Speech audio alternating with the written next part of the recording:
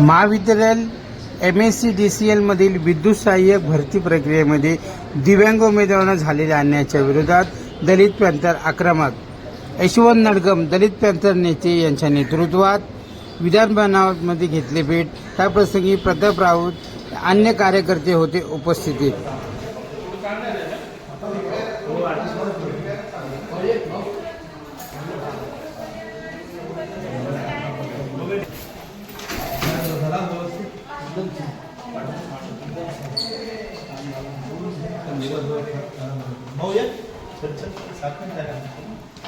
Sir मेरे दोस्त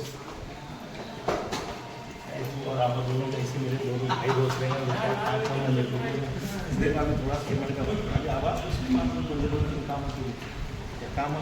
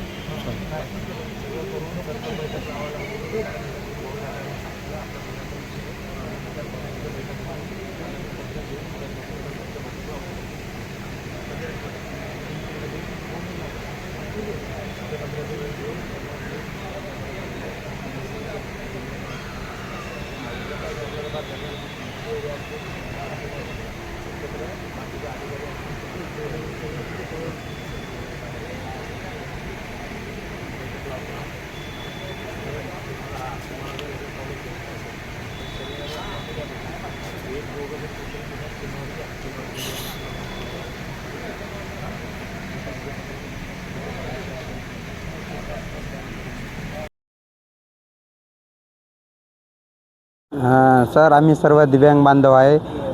एक महावितरणनं 2023 मध्ये जाहिरात काढली आणि त्या जाहिरातीमध्ये 412 जागा होत्या आणि त्याच्यासाठी त्यानं दिव्यांगासाठी एक टक्का आरक्षण ठेवलं होतं. त्यांनी फक्त C कॅटेगरीमध्ये 6 उपप्रकार आहेत, तर त्यांनी फक्त 3च प्रकाराचा उल्लंघन केलं व त्यानं 2019चा अधिनियम दिव्यांग हक्क अधिनियम यांचं उल्लंघन केले. या संदर्भात आपण आपल्याला किती टोटल एकूण लोक आहेत? आणि सर, आम्ही आता 412 होतो सर. त्यांनी 125ची मुलांना नियुक्ती दिली आणि 289 मुलांना त्यांना नियुक्ती नाही दिली, होल्डर ठेवण्यात आले. आता विधानभवनचे डिप्युटी यांना शिष्टमंडळ दलित पॅंथरची भेट घेतली. अनेक वर्ष दलित पॅंथर ही संघटना दिव्यांगांसाठी संबंध महाराष्ट्रामध्ये सातत्यानं अनेक विषयावर लढा घेत असते आणि आज देखील अनेक प्रश्न हे दिव्यांगाचे या ठिकाणी होते. पाठीमागच्या 2-3 दिवसापूर्वी पुण्याच्या आयुक्तांच्या ऑफिसच्या समोर या दिव्यांगांनी आंदोलन केलं होतं. त्यांच्या काही मागण्या होत्या. आयुक्तांकडून काही जो GR निघाला होता त्याच्या विरोधात या ठिकाणी आंदोलन होतं. आता नुकतंच यशवंत नडगमसाहेब यांच्या मार्गदर्शनाखाली डिप्युटींशी विधानभवनाच्या चर्चा झाली. त्या चर्चेतून एक मध्यम मार्ग काढण्यात आला आहे. एक 5-6 दिवसामध्ये सर्व एकत्र येऊन ह्याच्यावर चर्चा करण्यात येईल आणि हे जे काही दिव्यांग आता सध्या म्हणजे आपण तर असं महाराष्ट्रात म्हणलो की संतांची भूमी, परंतु जर अशा दिव्यांगांना रस्त्यावर याची वेळ येत असेल तर अतिशय दुर्दैव आहे.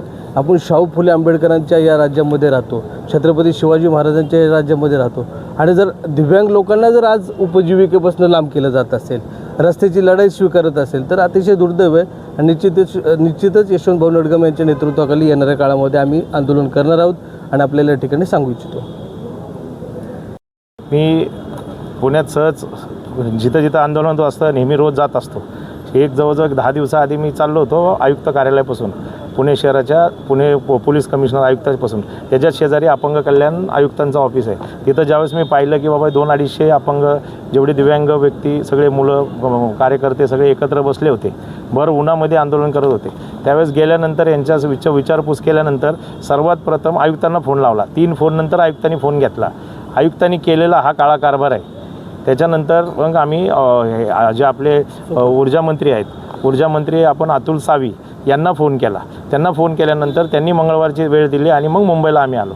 मग त्यानंतर आम्ही अण्णा बनसोडे आपले विधान परिषदेचे अध्यक्ष आहेत त्यांना भेटलो. त्यांनी आज आम्हाला मुंबईला बोलून घेतलं विधान भवनातनं.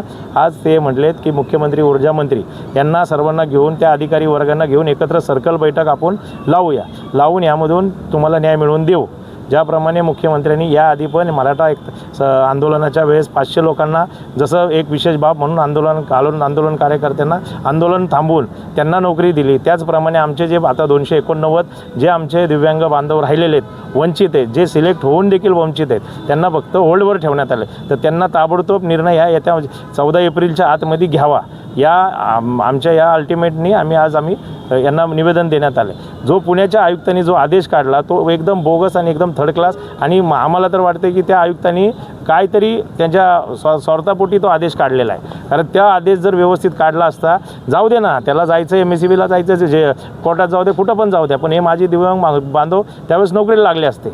आता ही 289 बांधवांचं करायचं काय? यातले आता 2 बांधव, आता एक तर बांधव आमचा जीव दिला, जो राठोड बांधव म्हणजे आमचा नांदेडचा आहे, त्याचं नाव बाळू राठोड, तो नांदेडचा आहे. त्यांनी जीव गमावला. आंदोलन कार्यकर्ता होता आमचा, पुण्यामध्ये आंदोलनाला 8 महिन्यापासून आमच्यासोबत होता. त्यांच्यानंतर आता चंद्रपूरमधला अजून एक कार्यकर्ता आहे आमचा, रजत चौधरी, तो आता सिरियस आहे. म्हणजे आम्हाला एवढंच सांगायचं आहे की आता ह्या विधानभवनाच्या समोर आहे, मुख्यमंत्री साहेबाला आता तरी जाग येणार का नाही, का सर्वच्या सर्व 289 आमचे दिव्यांग बांधवांनी आत्महत्या केली पाहिजे का, यांचा जीव गमावला पाहिजे का? 2 जण आतापर्यंत, एक जण तर सिरियस आहे, एक जणांनी जीव गमावला. तर आता तरी त्यांना जाग यावं, ह्या गोष्टीसाठी आज आम्ही आलो होतो. आज अण्णा बनसोडेंनी आम्हाला शब्द दिला आहे की आम्ही येत्या आठवडाभरामध्ये लईतल्या 14 तारखेच्या नंतरची एक आम्ही सर्कल बैठक लावून आम्ही या सर्वच्या सर्व 289 बांधवांना न्याय मिळवून देणार आहे आणि त्यांना त्यांची नोकरी 100% मिळवून देऊ. आणि ज्यांनी त्यात गैर फायदा म्हणजे केलेला आहे, जे अपंग नसताना खोटे सर्टिफिकेट दाखल केले, त्यांच्यावरती गुन्हे दाखल होणार आहेत. ज्या वडिलांनी त्यांनी खोटे सर्टिफिकेट केले, ज्या अधिकाऱ्यांनी त्यांना मदत केली, ज्या खात्यातनं त्यांना चुकीचे सर्टिफिकेट भेटले, त्या सर्वांवरती समान कारवाई करण्यासाठी आम्ही ते आत्ता पत्र दिलेले आहे. आत्ता जस्ट आम्ही मुख्यमंत्र्यांसाहेबांचंही पत्र अण्णा बनसोडेंना देण्यात आलेलं आहे. मी सर्व दिव्यांग बांधव जवळजवळ आज 200 ते 250 बांधव पूर्ण महाराष्ट्रातनं आलते. चंद्रपूरपासून, नागपूरपासून, औरंगाबाद, मराठवाडा, विदर्भ, पूर्ण महाराष्ट्रातनं माझे सर्व बांधव आले होते. आत्ता त्यांच्या गाड्या असल्या कारणाने सर्वजण ट्रेनला वगैरे गेलेले आहेत. तर मी सर्व दिव्यांग बांधवांच्या सोबत आहे. जोपर्यंत शेवटचा कार्यकर्ता माझं काम नोकरी लागत नाही तोपर्यंत दलित पॅंथर ही रस्त्यावरची लढाई लढेल. लवकरात लवकर जर निर्णय नाही घेतला तर आम्ही ही लढाई तीव्र प्रकारची करू, आणि त्यात जर चुकीचा प्रकार घडला तर हे प्रशासक आणि ह्या मुख्यमंत्री जबाबदार आहे. जय भीम.